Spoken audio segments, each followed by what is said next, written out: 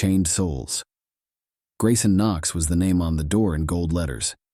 I should know. I put them up myself as soon as I got into the office.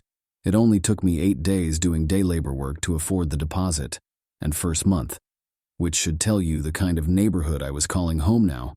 Because I could only afford one and not the other, the office doubled as both. I slept on the couch against the far wall, in a sleeping bag I kept in the bottom desk drawer in the daytime. It was all worth it. Living the dream, I called it. Though no kid in the history of the world ever grew up with the words, "I want to be a broke PI when I grow up." Of course, a lot of people thought I never grew up. Just ask a string of X's. A short string, sure, but a string all the same. I was no stranger to the supernatural, having encountered my fair share of ghosts, ghouls, and things that went bump in the night during my years as a private investigator. But nothing could have prepared me for the mysterious case that would consume my life, leading him down a perilous path into the chilling unknown. It all began when I received a letter in the mail. The envelope bore no return address, just a solitary crimson wax seal imprinted with an eerie insignia. I broke the seal, revealing a single page with a cryptic message. The Chronicle of Chained Souls, Manor of Shadows, Midnight. The message was cryptic, but my curiosity got the better of me. I had heard rumors of the Manor of Shadows, an abandoned mansion that had long been shrouded in a dark aura.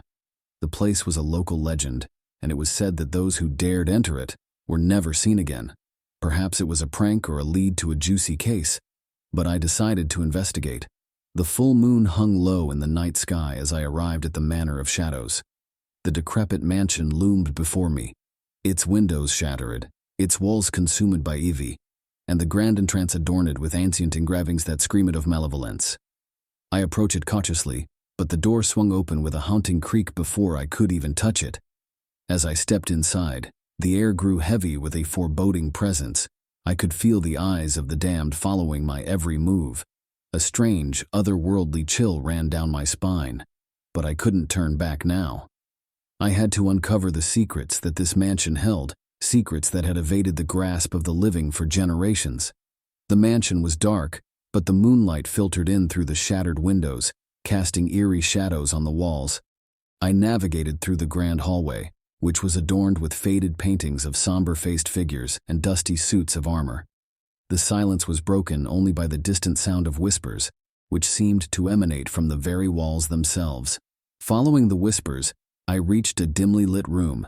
In the center, an ornate wooden desk bore a single item, a leather-bound diary.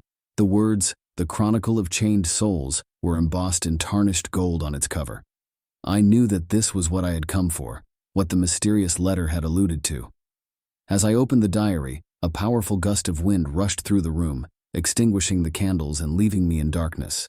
A sense of dread washed over me, but I continued, driven by a compulsion I couldn't explain. The first entry was chilling. I, William Holloway, am writing these confessions, bound by a curse that compels me to recount my heinous deeds. The darkness within me grows, and I fear it shall consume my soul. I pray that whoever reads these words will find a way to free me from this torment. Each entry in the diary was a confession of gruesome acts, murders, tortures, and unspeakable cruelties, penned by souls trapped in the afterlife. The further I delved, the more I realized that reading the diary was a sinister act, binding me to the malevolent spirits within its pages. My heart raced, but I couldn't stop. I needed to understand what had happened here. As I read on, the room came alive with the ghostly images of the tormentors and their victims.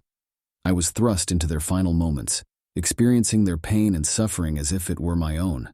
The diary's cursed ink weaved a twisted connection between me and the trapped souls. One by one, I lived through the dark deeds of the mansion's former occupants. I witnessed a vengeful spirit suffocate a helpless servant in a dark cellar. I felt the icy hands of a malicious figure dragging me toward the abyss of a hidden trapdoor. The pages were turning into a horrific reality that I couldn't escape. In the diary, a pattern emerged. The malevolent spirits sought redemption, and it became clear that their only hope lay in passing their curse to another soul. I had become their unwitting target. The room darkened even further, and their whispers grew into cacophonous wails. a choir of despair that seemed to emanate from every corner of the mansion. I had to break free from this nightmare. I slammed the diary shut, but the tormented spirits had other plans. They swirled around me, their spectral forms solidifying into ghastly shapes, each one seeking to grasp my soul and pass on their curse. A chilling gust of wind blew open the window and moonlight streamed in, revealing a tattered tapestry of shadowy figures entangled in an eternal torment. My heart raced, and I knew I had to find a way to escape the clutches of the malevolent spirits.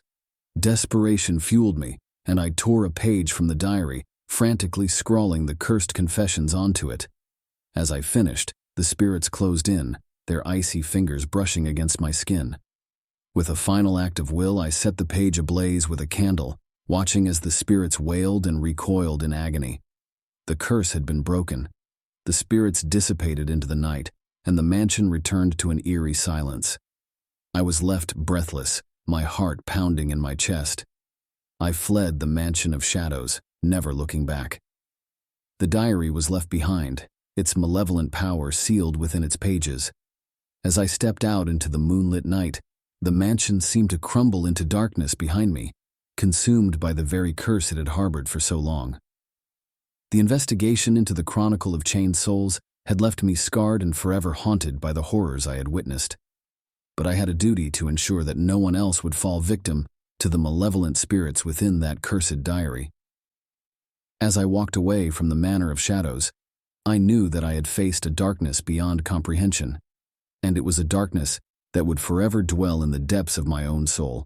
The legacy of that night would haunt me, just as the Mansion of Shadows had been haunted for generations.